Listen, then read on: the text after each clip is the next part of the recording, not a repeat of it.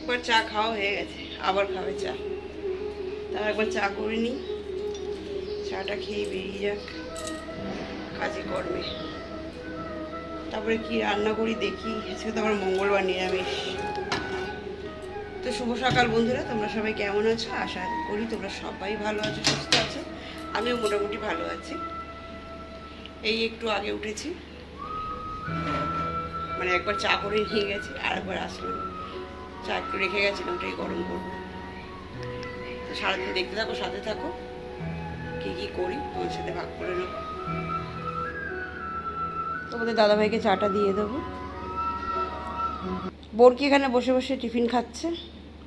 ওর খাওয়া হয়ে গেলে কাজকর্মগুলো সেরে নিচে চলে যাব। তো নিচে এসে দেখো ডাল বসিয়ে দিয়েছি, ভাত বসিয়ে দিয়েছি, আর এদিকে করে নিচ্ছি পোস্ত।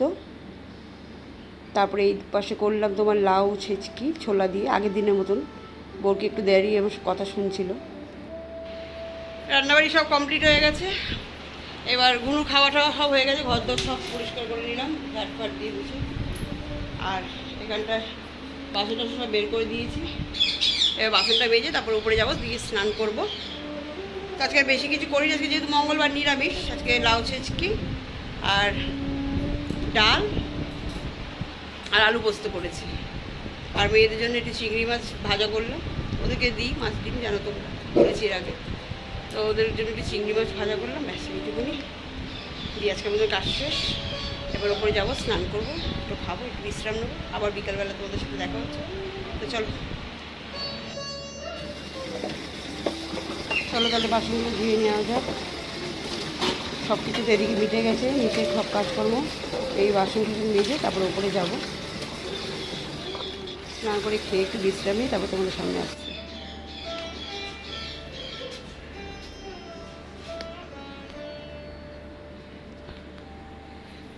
গুড ইভিনিং বন্ধুরা, একটু নিচে যাচ্ছি, চা করবো।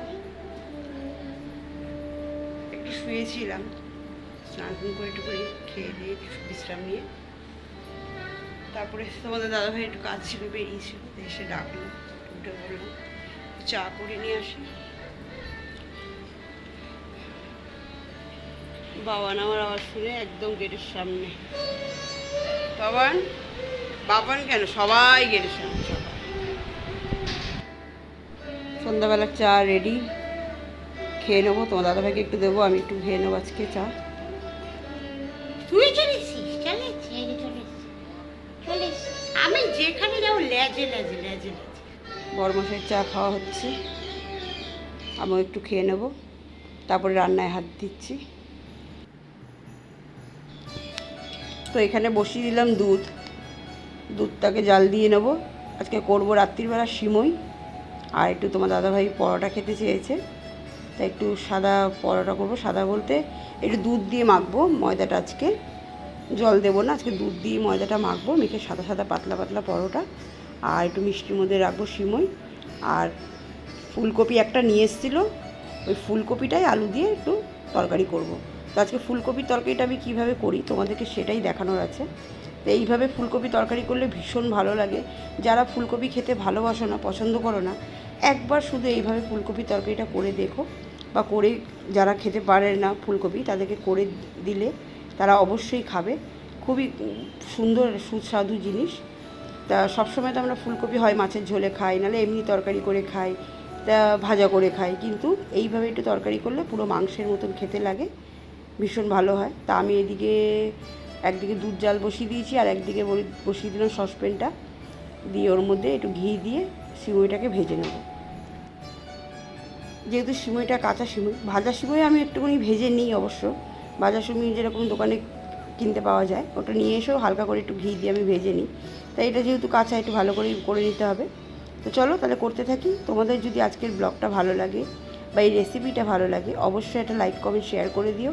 আর কে কীভাবে ফুলকপি তরকারি করো আমাকে একটু কমেন্ট করে জানো। অনেক রকমভাবে, একটা জিনিসের অনেক রকমভাবে রান্না হয়, নানান রকম মানুষ নানা রকমভাবে রান্না করে। তা আমি এইভাবে করি, যেহেতু একটু মুখের স্বাদটা বেশি ভালো লাগে, আর যেহেতু এর মধ্যে একটু তেল মশলাটা বেশি পড়ে, মশলার পরিমাণটা একটু বেশি, তেলের পরিমাণটা একটু বেশি, খেতে খুব সুস্বাদু হয়। একবার করে খেয়ে দেখো, যদি সত্যি ভালো লাগবে।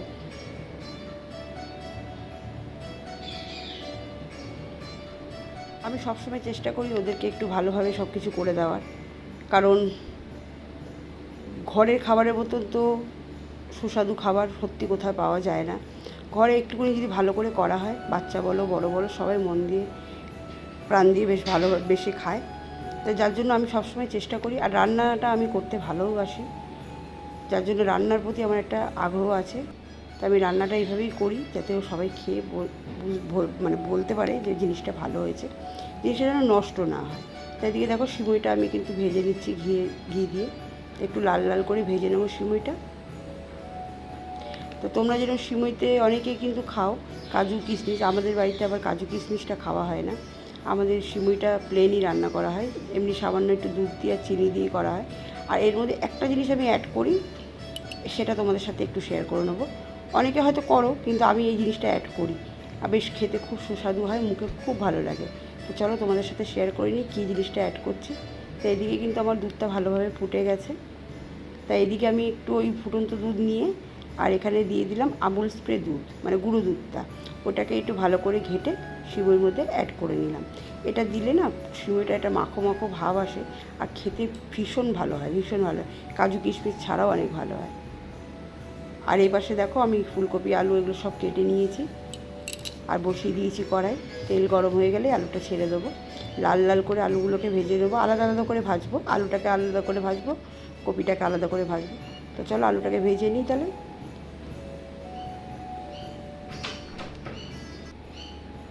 তো একটু সামান্য হলুদ দিয়েছি, একটু নুন দিয়ে আলুটাকে লাল করে আমি ভেজে তুলে নেব। তার আগে দেখো এখানে আমি মশলাটাকে করে নেবো। তো এখানে মশলাতে অ্যাড করলাম আদা, কাঁচা লঙ্কা 4-5টা, দিয়ে দিলাম টমেটো কুচি, গোটা জিরে, গোটা ধনে 2 চামচ দিলাম, আর দিয়ে দিলাম তেজপাতা। তেজপাতাটা আমি বেশিরভাগ তরকারিতে কিন্তু বেটেই এইভাবে দিই। আর দিয়ে দিলাম কস্তুরি মেথি। আর এদিকে দেখো লাল লাল করে কিন্তু আলুটা আমার ভাজা হয়ে গেছে। দিয়ে দিলাম তেলের মধ্যে কপিটা। অনেকে তোমরা হয়তো তেজপাতা ফোড়নে খাও, আমরাও ফোড়নে খাই, কিন্তু এই ধরনের তরকারি করলে আমি তেজপাতাটা একটু বেটে দেওয়ার চেষ্টা করি। তেজপাতাটা বেটে দিলে স্মেলটা খুব ভালো আসে। আর দিয়ে দিলাম এর মধ্যে ভাজা বাদাম, দিয়ে এটাকে আমি ভালো করে পেস্ট করে নেবো।